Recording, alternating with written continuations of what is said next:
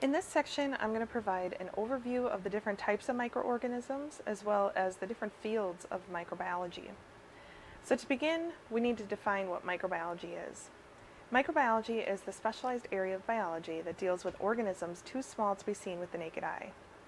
In this course, it's good to approach larger words by trying to break them up into their stems. So if we break up microbiology into micro and biology, we now have some stems that we might be able to deduce the definition of this term from. So you may already know what microbiology is, but later on in this course, if we're talking about complicated words, this is a really good technique to break down words into their stems so that you can deduce their meaning. So microbiology, micro means microscopic or very small, and biology is the study of life. So if we put this together, it's the study of very small life. Microorganisms or microbes, those are the organisms that are studied in the field of microbiology. Some people also call them germs, agents, or bugs. Microorganisms can be divided into prokaryotic or eukaryotic microorganisms. Prokaryotic and eukaryotic cells look pretty different. Prokaryotic cells, if we look at pro means before, karyotic is talking about the karyon or the development of the nucleus. So prokaryotic cells were evolved or developed before the development of the nucleus. Prokaryotic cells do not have a nucleus or membrane-bound organelles.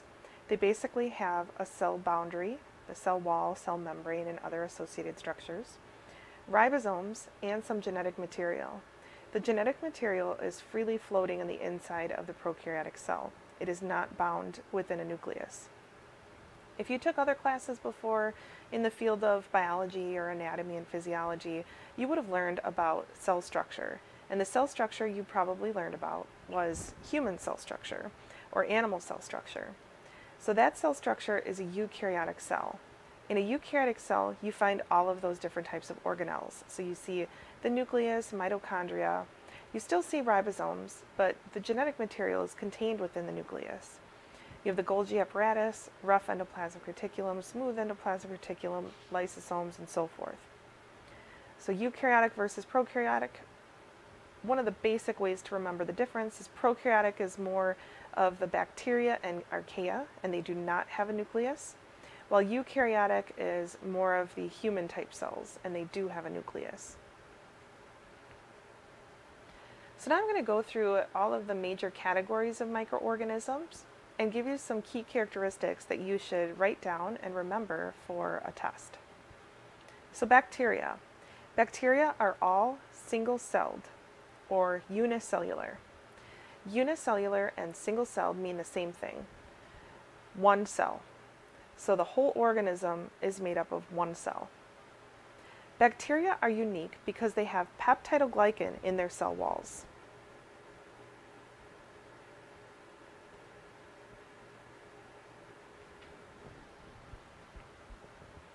Bacteria are prokaryotes.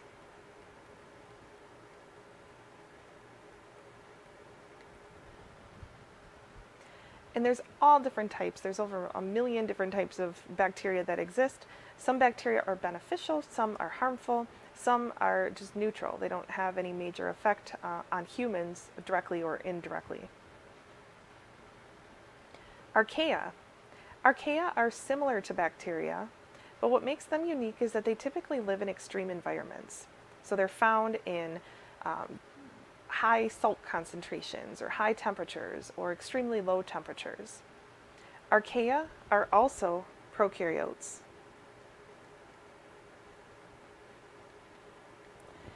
And these are also single-celled or also called unicellular.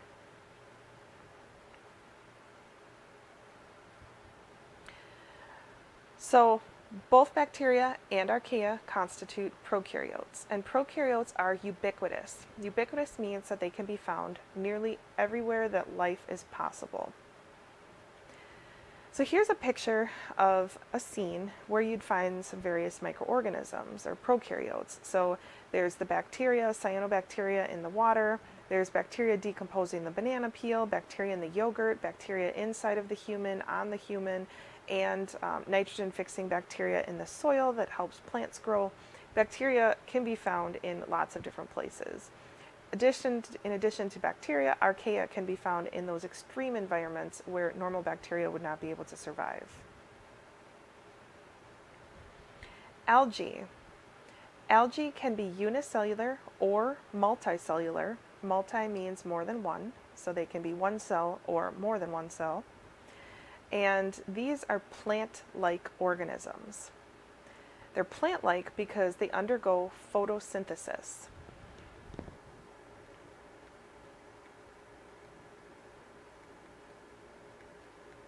So we call them photosynthetic organisms. The main component of their cell wall is going to be pectin or cellulose.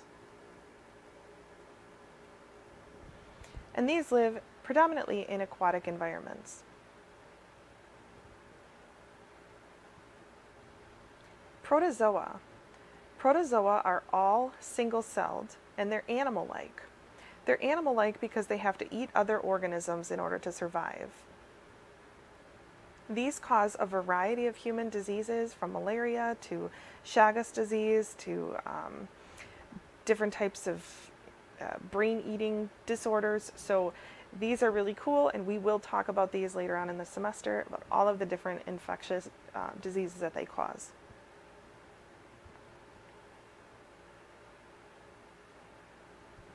Fungi. Fungi come in two main categories. Unicellular yeasts, so yeasts are typically just one cell, and multicellular molds. So molds are multiple cells.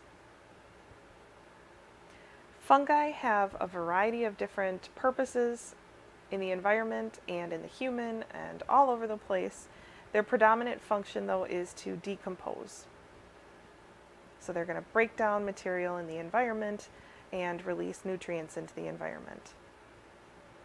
Some fungi can exist both as a yeast form and a mold form, and we're going to learn more about fungi later on in the semester.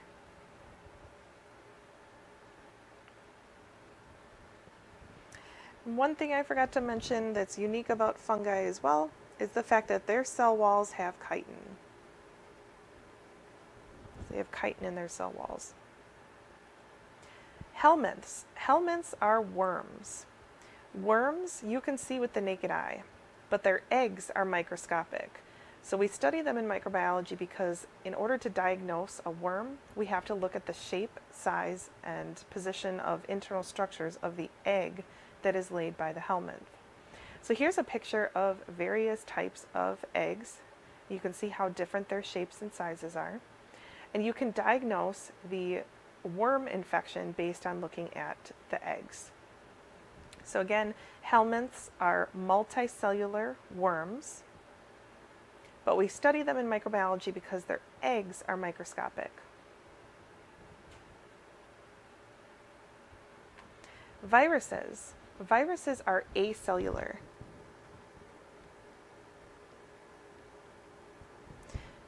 They're acellular infectious particles. They're not considered living because in order for an organism to be considered living, it has to independently fulfill the characteristics of life. And since a virus cannot replicate outside of a host cell, so outside of the inside of a cell, it can't make copies of itself on its own. It needs to get inside of one of your cells or in an animal cell or another organism in order to copy itself. We consider viruses non-living.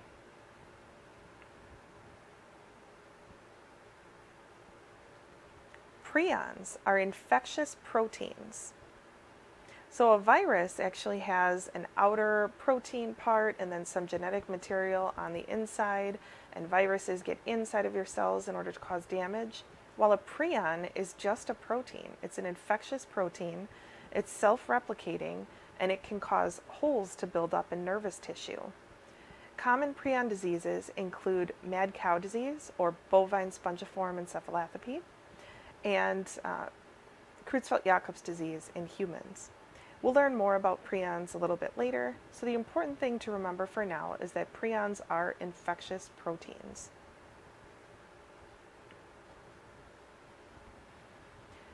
So microbiology is the study of microorganisms, but then there's some subdisciplines of microbiology. Bacteriology, again, if you break down the terms, bacteria is talking about bacteria, ology is the study. So bacteriology is the study of bacteria. Mycology, myco is talking about fungi. So mycology is the study of fungi. Phyco is talking about algae. So phycology is the study of algae. Protozoology is the study of protozoa. Virology is the study of viruses. And immunology is the study of the immune system. Microbiologists as a whole study cell structure and function, growth and physiology, genetics, taxonomy and evolutionary history, and interactions with living and non-living environment. There's microbiologists in a variety of different fields. In this course, we're going to predominantly focus on medical microbiologists and its application to human health. Because many of you are going into the healthcare field, this is what's important for us, is to know how they affect humans health-wise and the benefits and downfalls of microorganisms and so forth. So we're going to take a clinical approach and study basically medical microbiology, or have a strong emphasis on medical microbiology. But I'm going to give you an overview of the different fields that exist. So medical microbiology deals with microbes that cause human disease in humans and animals. You can become a medical microbiologist. So there's people that do testing in the laboratory, and they culture patients and they diagnose infections in the hospital laboratory. A public health microbiologist and an epidemiologist monitor and control the spread of diseases in communities. So there's organizations like the CDC, the World Health Organization, the United States Public Health Services. CDC stands for Centers for Disease Control and Prevention. So all these organizations are going to work together to monitor the spread of disease and try to stop it from spreading further, and kind of keep an ear out for upcoming infectious diseases. Immunology. So immunology, if you want to be an immunologist, typically you can either work in the immunology sector of a clinical lab doing immunological testing for a clinical lab, or you would have to be a doctor, an immunology doctor. There's also immunology specialist nurses that play a role in assisting an immunologist in an MD immunologist, and those are different areas that you can work in. The complex web of protective substances in cells produced in response to infection includes vaccination, blood testing, and allergy testing. The role of the immune system in cancer and autoimmune diseases. So there's all different types of immunology specialists that exist. Most of those are at the doctoral level, and some nurses will be able to assist in those testing. Industrial microbiology.